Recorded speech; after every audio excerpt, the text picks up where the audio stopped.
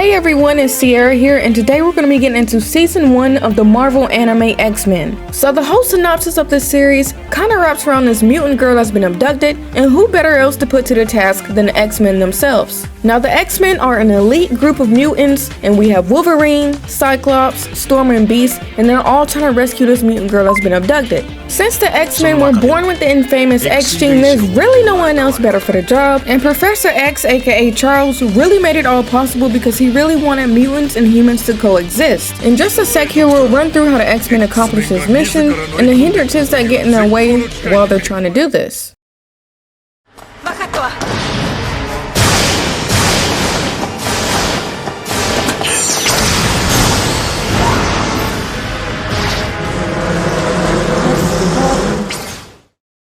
Earlier, I mentioned how Professor X, aka Charles, really wanted a better world for mutants so that mutants and humans can coexist.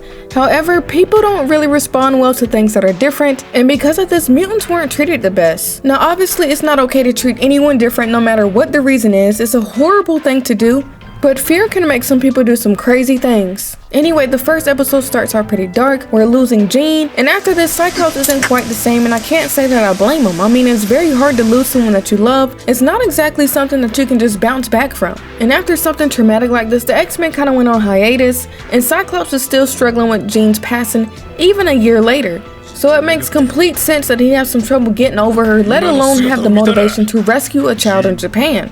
Alright, so after nearly disbanding, X-Men finally get together in order to locate this missing child who goes by the name of Hisako. Now here's where it gets interesting. The X-Men go to meet the parents of Hisako, and the parents tell them that nearly 200 mutants have been abducted over the course of a few years, which is crazy. Those numbers are insanely high.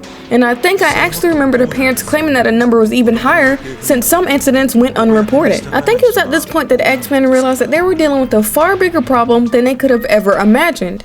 I mean, it's not every day that you go to find the whereabouts of one child just to find out that there are 200 plus more children missing and that's been abducted in the same way. So while the X-Men are looking into all these disappearances, we come across a character named Emma Frost in the third episode. Emma Frost is a very important character right now because Cyclops suspects her of having something to do with Jean's passing.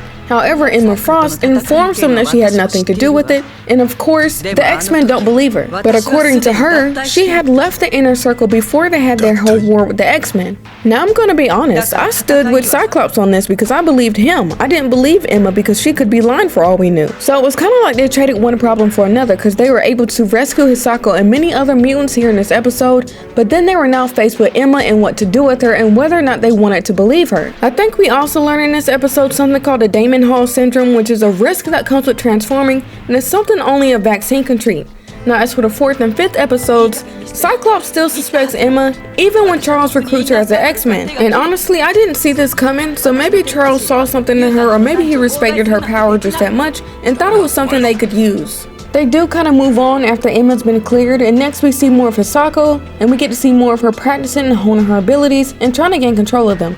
At this point, a new mission is assigned to the X-Men, and this time they have to not only distribute the vaccine for the Damon Hall syndrome, but get to the bottom of the mutant detection interference, because why weren't they able to pick up on all these mutants going missing in the first place? That means someone or something is doing this deliberately in order to keep something bad under wraps.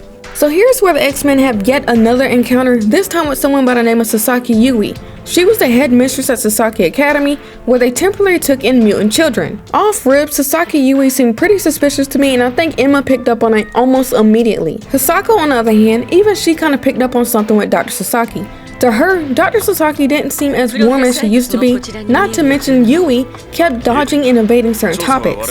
I mean, it felt like Sasaki Yui was lying, especially since she wasn't being as open, so she clearly had something to hide. But what further confirmed my suspicion is when Emma caught Yui in a lie. Sasaki Yui claimed to have not seen Professor X in 15 years when she actually has seen him. So what exactly was going on here, and what would Dr. Sasaki gain from lying to the X-Men when they were just trying to find answers? Meanwhile, the X-Men group kind of splits up. Beast, Storm, and Wolverine, they go out and they're later approached by two enemies whose affiliation is unknown, while the others kind of stay with Dr. Sasaki. Now episode 8 is where things get a little more interesting.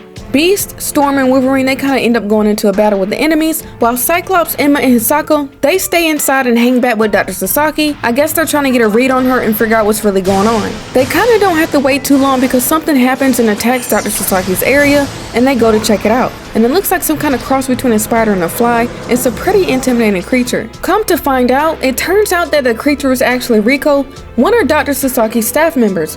However, things still aren't quite adding up here, and Yui is getting increasingly suspicious, especially when she doesn't seem to know about her own staff's condition, and the staff isn't allowed to answer certain things without Dr. Sasaki's permission. For someone to have a background in mutant research, she sure knows a whole lot of nothing.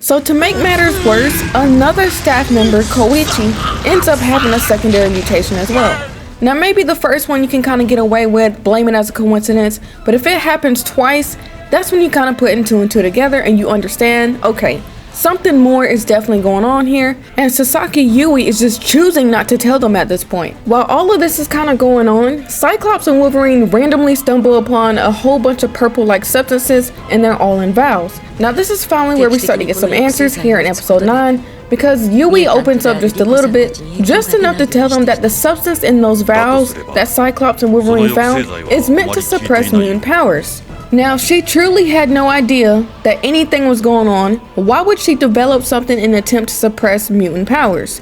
She basically lied to the X-Men. Now, most cases, lying gets you nowhere. It just prolongs the problem. So I'm not sure why she would lie to them, the X-Men out of all people, when they're clearly there to help and get to the bottom of things. So that part really doesn't make much sense to me.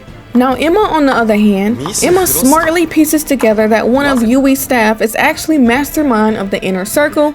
Mastermind had only been posing as one of the staff members to fool everyone, of which he nearly succeeded. Then, Mastermind goes on to reveal that he discovered the presence of mutant activity in their current area a long time ago, right after battling the X-Men.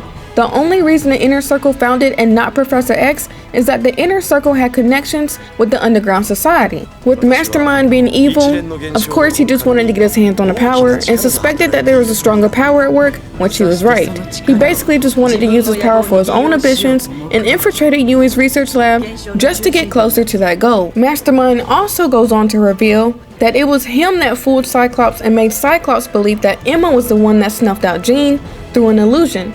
He wanted to use the X-Men to snuff out Emma, so she had definitely been telling the truth the whole time. I was wrong, Cyclops was wrong, everyone's wrong to suspect her. So what happens next is we get a clash between the X-Men and the Inner Circle. Now the Inner Circle is this mutant organization whose main goal is to basically be evil, creating a new order with mutants ruling over humanity. While that clash is going on, we finally get behind the reason why Professor X wasn't able to detect any mutants disappearing, and we get to the bottom of what's been hindering him. Come to find out, the power source happens to be a mutant, not a device, and Dr. Sasaki was working with the humans since they had the tissue that she needed. So in exchange for working with them, she made a mutant detection interference device and gave them that device to help them avoid the interference. So basically she assisted them in snuffing out mutants and did nothing about it.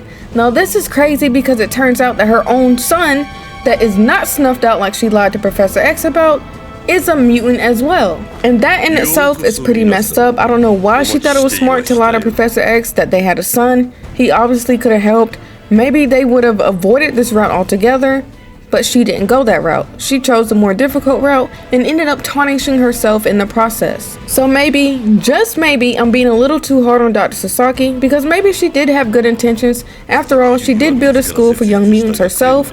But when her own son started showing signs of being a mutant, I guess that kind of changed the game up a bit. So she started seeking a cure for what she called the mutant condition and came up with the idea of a custom virus, but this custom virus that she created backfired considerably, especially seeing as its goal was to eradicate the mutant part of DNA. So apparently fresh mutant organs were needed in order to save her son, and basically she hired the human to do her dirty work for her, not knowing that the human were working with the Inner Circle the whole time. Yet again, Mastermind drops a huge reveal on everyone, revealing that Takeo is the first Omega level mutant since Jean Grey. Takeo is the son that Sasaki had with Charles, aka Professor X, and apparently Takeo can twist and distort everything, even dimensions. That's his power, which is pretty crazy. Mastermind, being evil and all, traps Takeo in a painful illusion, and Takeo ends up releasing his power in order to break this illusion and stop the pain. So because Takeo is set free now, this whole big fight unleashes and Takeo is pretty much unstoppable. Professor X arrives to the scene and he basically has to snuff out his own son just to stop him. And there you have it. That's all for the Marvel anime, season 1 at least. I enjoyed it a lot. It was a bit confusing at first, but you just have to give it time for things to clear up and piece together, which it ended up doing in the end, which was great. Everything made sense. I didn't think there were any loopholes or plot holes. If you checked this out, let me know what you thought of it down below. Thank you for tuning in. Sierra Nova is out.